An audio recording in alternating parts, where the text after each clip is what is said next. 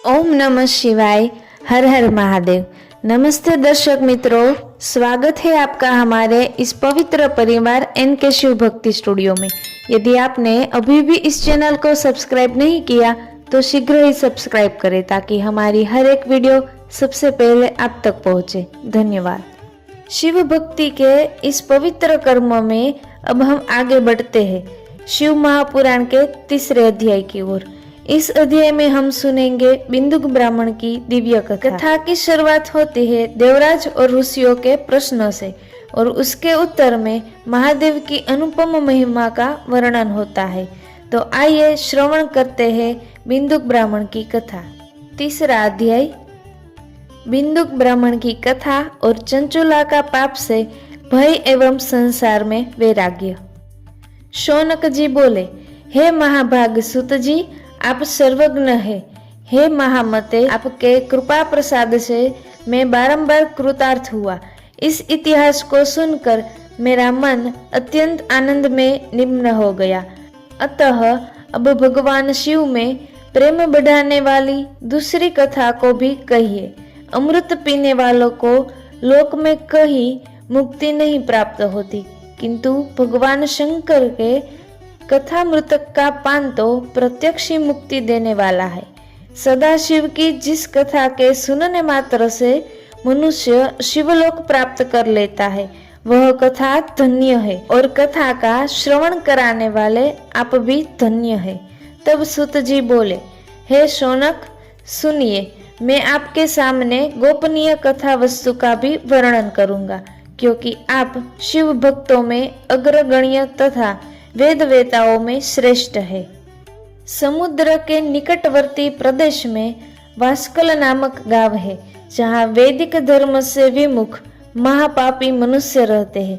वे सभी दुष्ट है एवं उनका मन दूषित विषय भागों में ही लगा रहता है। वे देवताओं एवं भाग्य पर विश्वास नहीं करते। वे सभी कुटिल वृत्ति वाले हैं, किसानी करते हैं और विभिन्न प्रकार के अस्त्र शस्त्र रखते हैं। वे व्यभिचारी है। वे इस बात से पूर्णतः अनजान है कि ज्ञान, वैराग्य तथा सधर्म ही मनुष्य के लिए परम पुरुषार्थ है। वे सभी पशु बुद्धि है। अन्य समुदाय के लोग भी उन्हीं की तरह बुरे विचार रखने वाले हैं, धर्म से विमुख है। वे नित्य कुकर्म में लगे रहते हैं एवं सदा विषय भोगों में डूबे रहते हैं। वहाँ की स्त्रियां भी बुरे स्वभाव की, स्वेच्छाचारिणी, पाप में डूबी, कुटिल सोच वाली और व्यभिचारिणी है। वे सभी सद्व्यवहार तथा सदाचार से सर्वथा शून्य है। वहाँ सिर्फ दुष्टों का निवास है। कुजनों के निवास स्थान उस बास्कल नामक ग्राम में किसी समय एक बिंदुक नामधारी ब्राह्मण रहता था। वह अधर्मी, दुरात्मा एवं महापापी था। उसकी स्त्री बहुत सुंदर थी। उसका नाम चंचुला था। वह सदा उत्तम धर्म को पालन करती थी, परंतु बिंदुक वेश्यागामी था।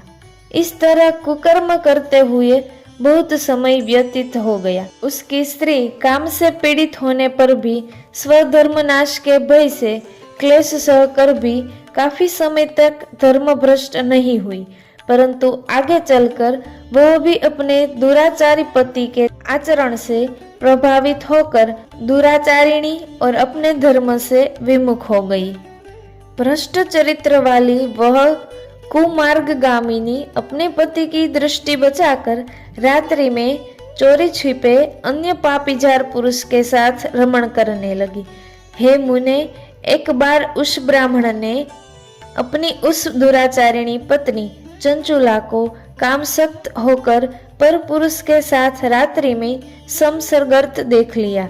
उस दुष्ट तथा दुराचार में आसक्त मन वाली पत्नी को रात में पर पुरुष के साथ व्यभिचारत देखकर वह क्रोधपूर्वक वेग से दौड़ा। उस दुष्ट बिंदुक को घर में आया जानकर वह कपटी व्यभिचारी तेजी से भाग गया। तब वह दुष्टात्मा बिंदुक अपनी पत्नी को पकड़कर उसे डांटता हुआ मुक्कों से बार बार पीटने लगा। वह व्यभिचारिणी दुष्टा नारी चंचुला पिटी जाने पर कुपित होकर निर्भयता पूर्वक अपने दुष्ट पति बिंदुक से कहने लगी। चंचुला बोली, मुझ पति पारायणा युवती पत्नी को छोड़कर आप कुबुद्धिवश प्रतिदिन वेश्या के साथ इच्छा अनुसार रमण करते हैं। आप ही बताइए कि रूपवती तथा काम सक्त चित्त वाली मुझ युवती की पति संसर्ग के बिना क्या गति होती होगी। मैं अत्यंत सुंदर हूँ तथा नव यौवन से उन्मत्त हूँ। आपके संसर्ग के बिना व्यर्थ चित्त वाली मैं कामजन्य दुख को कैसे सह सकती हूँ। तब सुत जी बोले, उस स्त्री के इस प्रकार कहने पर वह मूढ़ बुद्धि मूर्ख ब्राह्मणधम स्वधर्म विमुख दुष्ट पापी बिंदुक कहने लगा। बिंदुक बोला, काम से व्याकुलचित होकर तुमने यह सत्य ही कहा है। हे प्रिय, तुम भय त्याग दो और मैं जो तुमसे हित की बात करता हूँ उसे सुनो। तुम निर्भय होकर नित्य पर पुरुषों के साथ संसर्ग करो, उन्हें संतुष्ट करके उनसे धन खींचो। वह सारा धन वेश्या के प्रति आसक्त मन वाले मुझको दे दिया करो। इससे तुम्हारा और मेरा दोनों का ही स्वार्थ सिद्ध हो जाएगा। सुत जी बोले, पति का यह वचन सुनकर उसकी पत्नी चंचुला ने प्रसन्न होकर उनकी कही बात मान ली। उन दोनों दुराचारी पति पत्नी ने इस प्रकार समझौता कर लिया। वे दोनों निर्भय चित्त से कुकर्म में लीन हो गए।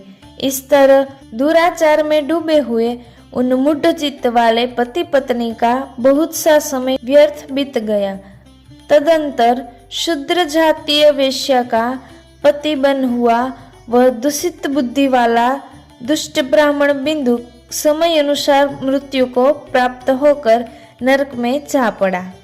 बहुत दिनों तक नरक के दुख भोग कर वो मूढ़ बुद्धि पापी विंध्य पर्वत पर भयंकर पिशाच हुआ। इधर उस दुराचारी पति बिंदुक के मर जाने पर वह मूढ़ हृदया चंचुला बहुत समय तक पुत्रों के साथ अपने घर में ही रही। इस प्रकार प्रेम पूर्वक कामसक्त होकर चारों से साथ विहार करती हुई उस चंचुला का नामक स्त्री का कुछ यौवन समय के साथ ढलने लगा। एक दिन देवयोग से किसी पुण्य पर्व के आने पर वह अपने भाई बंधुओं के साथ गोकर्ण क्षेत्र में गई। उसने तीर्थ के जल में स्नान किया एवं बंधुजनों के साथ यत्र तत्र घूमने लगी। घूमते घूमते वह एक देव मंदिर में गई। वहां उसने एक ब्राह्मण के मुख से भगवान शिव की परम पवित्र एवं मंगलकारी कथा सुनी, जहां कथावाचक ब्राह्मण कह रहे थे कि जो स्त्रियां व्यभिचार करती है वे मरने के बाद जब यमलोक जाती है तब यमराज के दूत उन्हें तरह तरह के यंत्रणा देते हैं। वे उसके कामागो को तप्त लोह दंडों से दागते हैं। तप्त लोह के पुरुष से उसका संसर्ग कराते हैं। ये सारे दंड इतनी वेदना देने वाले होते हैं कि जीव पुकार पुकार कर कहता है कि अब वह ऐसा नहीं करेगा, लेकिन यमदूत उसे छोड़ते नहीं। कर्मों का फल तो सभी को भोगना पड़ता है। देव, ऋषि, मनुष्य सभी इससे बंधे हुए हैं। ब्राह्मण के मुख से यह वैराग्य बढ़ाने वाली कथा सुनकर चंचुला भय से व्याकुल हो गई। कथा समाप्त होने पर सभी लोग वहां से चले गए।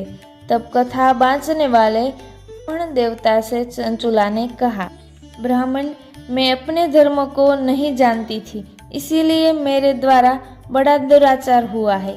स्वामी, इसे सुनकर मेरे ऊपर अनुपम कृपा करके आप मेरा उद्धार कीजिए। हे प्रभु, मैंने मूढ़ बुद्धि के कारण घोर पाप किया है। मैंने कामांध होकर अपनी संपूर्ण युवावस्था व्यभिचार में बिताई है। आज वैराग्य रस से ओतप्रोत आपके इस प्रवचन को सुनकर मुझे बड़ा भय लग रहा है। मैं कांप उठी हूँ और मुझे इस संसार में वैराग्य हो गया है। मुझ मूढ़ चित्त वाली पापिनी को धिक्कार है। मैं सर्वथा निंदा के योग्य हूँ।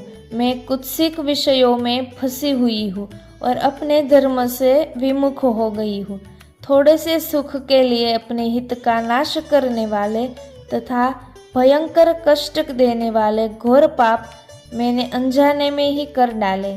हाय, न जाने किस किस घोर कष्टदायक दुर्गति में मुझे पड़ना पड़ेगा और वहाँ कौन बुद्धिमान पुरुष कुमार्ग में मन लगाने वाली मुझ पापिनी का साथ देगा। मृत्यु काल में उन भयंकर यमदूतों को मैं कैसे देखूंगी जब वे बलपूर्वक मेरे गले में फंदे डालकर मुझे बांधेंगे। तब मैं कैसे धीरज धारण करूंगी। नरक में जब मेरे शरीर के टुकड़े टुकड़े कर दिए जाएंगे, उस समय विशेष दुख देने वाली उस महायातना को मैं वहाँ कैसे सहूंगी। दुख और शोक से ग्रस्त होकर मैं दिन में सहज इंद्रिय व्यापार और रात्रि में निद्रा कैसे प्राप्त कर सकूंगी। मैं मारी गई, मैं जल गई, मेरा हृदय विदीर्ण हो गया और मैं सब प्रकार से नष्ट हो गई, क्योंकि मैं हर तरह से पाप में ही डूबी रही हूँ। हे विधाता, मुझ पापिनी को आपने हतार्थ ऐसी दुर्बुद्धि क्यों दे दी जो सभी प्रकार का सुख देने वाले स्वधर्म से दूर कर देती है। हे द्विज, शूल से बंधा हुआ व्यक्ति ऊंचे पर्वत शिखर से गिरने पर जैसा घोर कष्ट पाता है, उससे भी करोड़ गुना कष्ट मुझे है। सैकड़ों अश्वमेघ यज्ञ करके अथवा सैकड़ों वर्षों तक गंगा स्नान करने पर भी मेरे घोर पापों की शुद्धि संभव नहीं दिखाती। मैं क्या करूं, कहाँ जाऊं और किसका आश्रय लूं। मुझ नरकगामिनी की इस संसार में कौन रक्षा करेगा। हे ब्रह्मन, आप ही मेरे गुरु है, आप ही मेरे माता है, आप ही मेरे पिता है।